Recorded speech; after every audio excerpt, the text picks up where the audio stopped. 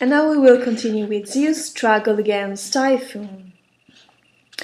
Yet the Olympians had no time to enjoy their victory before they found themselves facing another fearful enemy. Mother Earth was enraged at Zeus and the other gods from having been so harsh to her children, the Titans. And so she coupled with Tartarus and gave birth to a dreadful monster, Typhoon. A huge dragon taller than the loftiest mountain. It had 100 heads with black-tongued mouths and fire flashed from its eyes. Its wild roars echoed through the mountain's gorges like a raging tempest, sometimes sounding like a lion, sometimes like an infuriated bull. Storms, whirlwinds, and all-destroying hurricanes followed in its path. When the gods of Olympus saw this frightful monster bearing down upon them, many of them fled in terror to Egypt. Zeus, however, threw himself undaunted upon the monster and struck at it remorselessly with a diamond-bladed sickle. Howling with pain, Typhoon took to flight. But Zeus pursued it, and the thunderbolts of the Lord of the world once more shook the earth.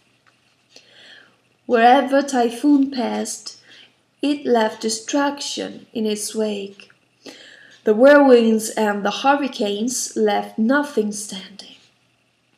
Whole forests were uprooted, rocks tumbled from the heights, and the sea waves rose mountain high and swept away all before their path. Eventually Zeus and Typhoon reached Syria. There the monster turned at bay and a fierce struggle began. During the fight, Typhoon managed to seize Zeus and entwined him in its snaky coils. Snatching up the diamond sickle, the monster severed the sinews of Zeus' hands and feet and drew them from his body. Powerless now, the mighty god sank to the ground. Straightway, the monster carried him off to a cave in Cilicia, and then ran to find a boulder to block the mouth of the cavern. However, while Typhoon was searching for a large enough stone, Zeus' cunning son Hermes came to the aid of his immortal father. He managed to steal back Zeus' sinews and with great skill and patience threaded them back into his hands and feet. By the time Typhoon realized what had happened, it was too late.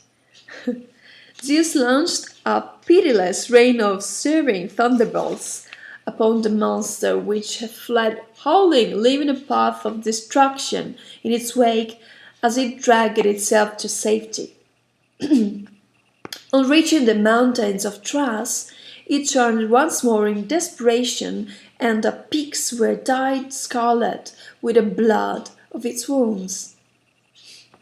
And ever since that mountain range has been called Hemos, or the Bloody Mountains.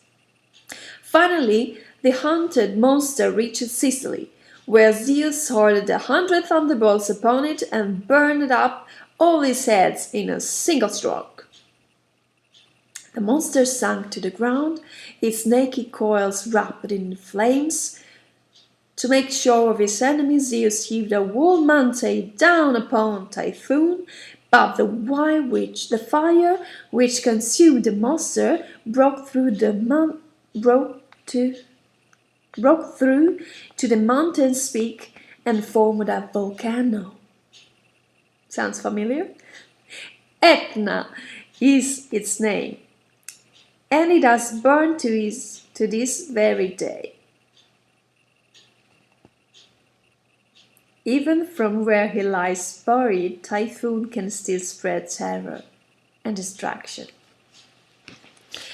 Zeus returned to Olympus, victorious once more. Now the enemies of the gods were all defeated, and the Olympians could rule the world in peace. But first, the shattered earth had to be made fruitful once more, and a smile of peace brought back to the lips of men. And so the gods divided the world among them to restore order with all possible speed. Zeus, the mightiest of them all, assumed the lordship of the skies. Poseidon became ruler of the seas.